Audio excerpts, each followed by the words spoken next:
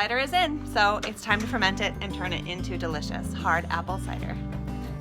But before I can begin making the cider, I have to go check up on the kids. Mom,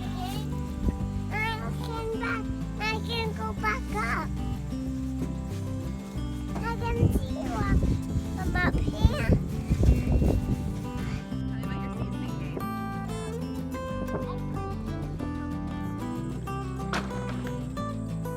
You guys have pulled out a lot of stuff. I think it's time.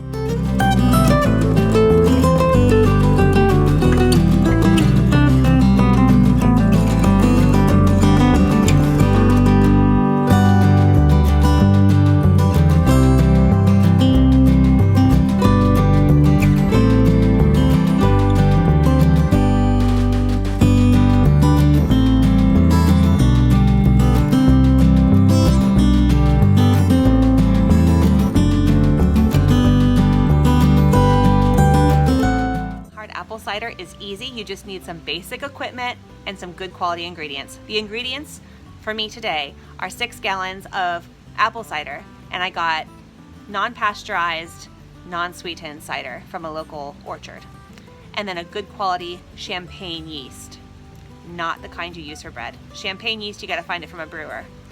And then hardware, I use a glass carboy, about 5 gallons, and an airlock, just to kind of keep any air from coming in and oxidizing my cider, and to allow carbon dioxide to escape. And carbon dioxide is a byproduct of yeast eating sugar. It yields carbon dioxide and alcohol. And so the alcohol stays in the cider. Any sugar that the yeast did not eat will keep the cider sweet. And then you've got your great cider. You're gonna wanna bottle it afterward. I'm not gonna show that in this video because it's gonna be 2 months that I have to wait to have that end product, but it's worth waiting for. I use swing top bottles because they're cool.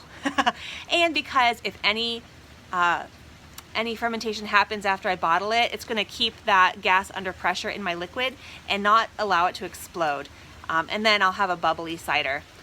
I normally get a still cider because all of the sugar's been eaten, all the yeast is dead, and that's a good thing. Still cider is delicious, but the kind you get at the store is normally bubbly, is normally sweetened after the process. So you're gonna get a really good quality product from making homemade cider.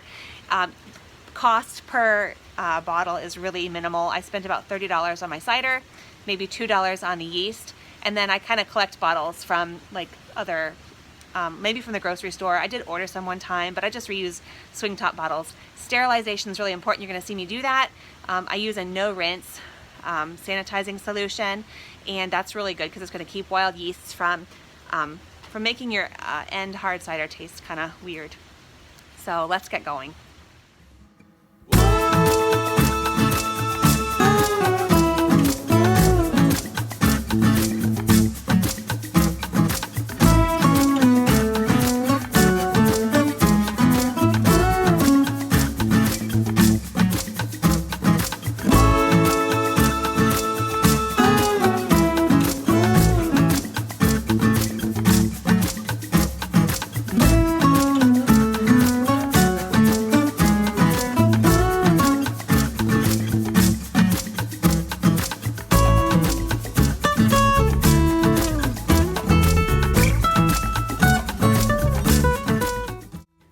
I'm just gonna add the yeast right to some room temperature cider. That's what I did last year.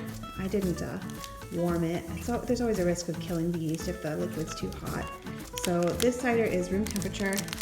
I'm just adding the yeast to it. A little bit in there. I'm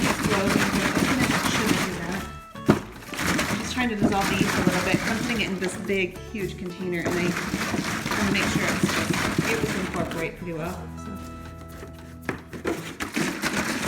1 packet of yeast is plenty for what will be like almost 6 gallons of cider. Last year, I had left the cider out at room temperature for maybe a few too many days, and it actually began to ferment on its own with those wild yeasts, which I think affected the flavor of my product, but it was still delicious anyway. So, okay, we're just gonna top it off. I'm gonna make it almost full. You want room for bubbles to accumulate at the top and then with the gas escape as the yeast consumes the sugar. And you can ferment basically anything. People make dandelion wine, potato wine. If it's got sugars in it, you can ferment it. But I love the taste of hard cider, so this is what I'm doing. Oh, the kids are gonna be so mad. I used every drop of the cider for that. Okay. All right, funnel's coming out. We are going to insert this, I can't remember what it's called, the plug. It's like rubber. It's just gonna create a seal. I'm gonna fill that with water almost to the top. This is just creating a barrier for gas to escape through and not come back through. Okay, this goes right on top. I don't remember what any of these things are called, but I'm sure you can look them up on YouTube.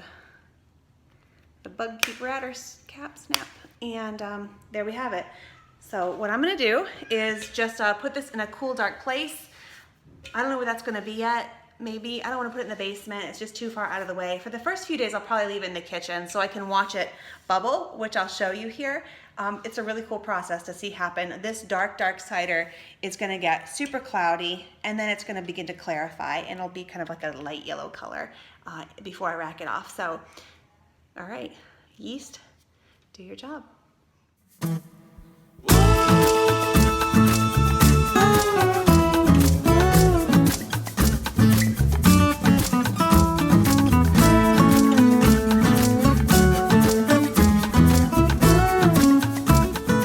Still raining outside. The cider is fermenting away, and I'm just gonna have to rack it off in about a month. Just basically transfer it from that carboy into a new one using a siphon so that all the sediment that's in the bottom just stays out of my final product, and so that I can let it further clarify and then bottle it.